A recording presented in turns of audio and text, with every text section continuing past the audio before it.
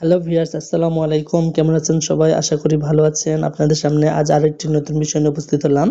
বিষয়টি হচ্ছে অবসরে বয়সসীমা বৃদ্ধি। চলুন এই বিষয়ে বিস্তারিত জেনে নেওয়া যাক।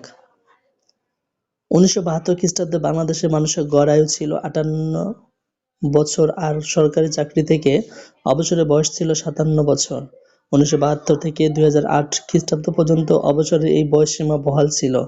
১৯৯১ খ্রিস্টাব্দে চাকরিতে প্রবেশের বয়স একেবারে ৩ বছর বৃদ্ধি সাপেক্ষে অবসরের বয়সও ৩ বছর বাড়ানোর নীতিগত সিদ্ধান্ত নিয়েও সরকার প্রবেশের বয়সসীমা ২৭ বছর থেকে ৩০ বছর করলেও অবসরের বয়সসীমা ৬০ বছর করার পরিবর্তে মাত্র ২ বছর বাড়িয়ে ৫৯ করেন। ১৯৯১ খ্রিস্টাব্দের পর দীর্ঘ ৩৩ বছর অতিক্রান্ত হয়েছে। মানুষের গড় আয়ু বেড়ে বর্তমানে ৭২.৩ বছর হয়েছে, অথচ চাকরি থেকে অবসরের বয়সসীমা বাড়ানোর যৌক্তিক বিষয়টি এখনো গৃহীত হয়নি। বিশ্বের উন্নত দেশগুলোর পরিসংখ্যান যদি দেখি, তাহলে বলতে হয় গড় আয়ু বিবেচনায় বাংলাদেশের চাকরিতে অবসরের বয়সসীমা ৬৫ বছর অথবা কমপক্ষে ৬২ করা উচিত।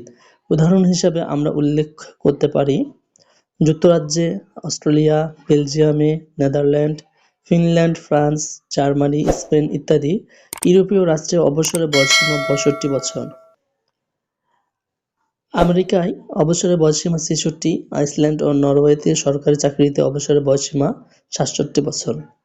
জাপানে ৬২ বছর গড় আয়ু বেড়ে ৫৮ থেকে বেড়ে ৭৩ বছর হলেও অবসরের বয়সসীমা বৃদ্ধি না করায় দেশ অভিজ্ঞ ও দক্ষ মানুষের সেবা থেকে বঞ্চিত হচ্ছে।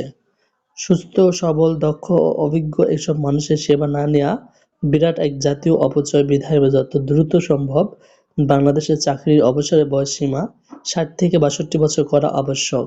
সম্প্রতি চাকরিতে প্রবেশের ক্ষেত্রে মুক্তিযোদ্ধা ও মুক্তিযোদ্ধা সবার বয়স ৩২ বছর করা হয়েছে। সাধারণ না ৫৯ বছরে, আবার মুক্তিযোদ্ধা পরিবারের সদস্যরা ৬০ বছরে অবসরে যান। তাই অবসরের ক্ষেত্রেও বৈষম্য নিরসন করে মুক্তিযোদ্ধা ও মুক্তিযোদ্ধা উভয়েরই অবসরের বয়সসীমা ৬০ বছর করা হোক। হ্যালো ভিউয়ার্স, আপনারা যদি আমাদের চ্যানেলে নতুন হয়ে থাকেন, চ্যানেলটি সাবস্ক্রাইব করে পাশে বেল আইকনটি বাজিয়ে দিন।